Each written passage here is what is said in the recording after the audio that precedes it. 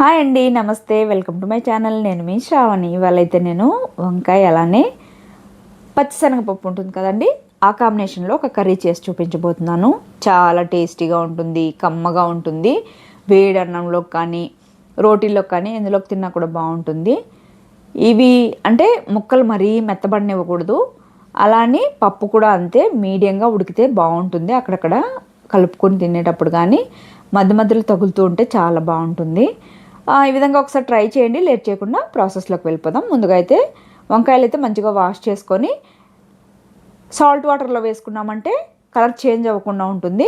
ఈ విధంగా పెద్ద ముక్కలుగా కట్ చేసుకొని పక్కన పెట్టుకున్నాక స్టవ్ మీద కడాయి పెట్టుకొని ఆయిల్ వేసుకొని ఆవాలు, జీలకర్ర, అలానే ఆనియన్స్, తర్వాత కరివేపాకు, పచ్చిమిర్చి వేసుకొని మంచిగా ఫ్రై చేసుకున్నాక అందులోకి ఒక స్పూన్ అల్లం వెల్లుల్లి పేస్ట్ కూడా వేసేసుకొని పచ్చివాసన అయ్యేంత వరకు ఫ్రై చేసుకున్న తర్వాత టమోటాలు వేసుకోవాలి.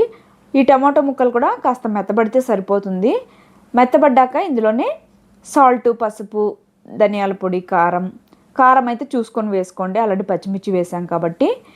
తర్వాత వేయించిన జీలకర్ర పొడి కూడా వేసుకొని అది కూడా పచ్చివాసన పోయేంత వరకు అడుగంటకుండా మంటను లో ఫ్లేమ్లో పెట్టుకొని ఫ్రై చేసుకున్నాక మనం కట్ చేసి పెట్టుకున్న వంకాయ ముక్కలను అయితే వేసుకోవాలి. చూసారు కదా, ఇక్కడ ఫ్రెష్గా ఉన్నాయి ముక్కలు అయితే. ఈ విధంగా సాల్ట్ వాటర్లో వేసారంటే కలర్ అనేది చేంజ్ అవ్వకుండా ఉంటుంది. వాటర్ని కూడా మంచిగా మిక్స్ చేసుకొని 50% ఉడికించుకుంటే సరిపోతుంది. మరీ ఎక్కువ ఉడికిందంటే ముక్కలు అనేవి మెత్తబడి అసలు టేస్టీగా ఉండదు. కాబట్టి ముక్కలు అనేవి కాస్త మెత్తబడితే సరిపోతుంది. తర్వాత అయితే మనం ఉడికించుకున్న శనగబెల్లు అయితే ఇందులోకి వాటర్తో సహా వేసేసుకొని కలిపేసుకోవాలి మొత్తం. ఇక్కడ మీరు కావాలంటే ఒక చిటికెడు గరం మసాలా వేసుకోవచ్చు, మసాలా ఫ్లేవర్ కావాలనుకుంటే. నేనైతే వేయట్లేదు, ఇలానే చేస్తేనే కమ్మగా టేస్టీగా ఉంటుంది. తర్వాత అయితే 2 minutes ఉంచుకొని స్టవ్ ఆపేసి కొద్దిగా కొత్తిమీర వేసేసుకొని మిక్స్ చేసేసుకున్నామంటే వంకాయ కర్రీ అయితే రెడీ అయిపోతుంది. దీన్నైతే వేడివేడిగా అన్నంలో వేసుకొని తిన్నామంటే చాలా బాగుంటుంది.